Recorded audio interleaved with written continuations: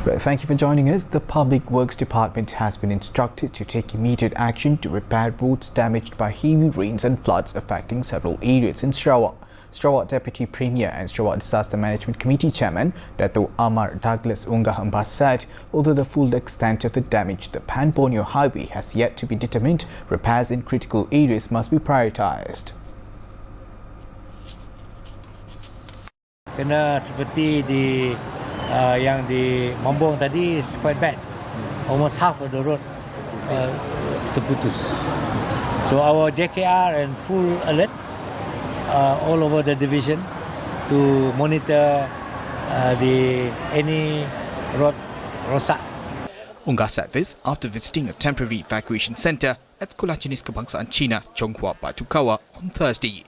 Meanwhile, he added that in this challenging situation, the Sarawak government, through its Disaster Management Committee, is actively relocating flood victims in severely affected areas of Bintulu.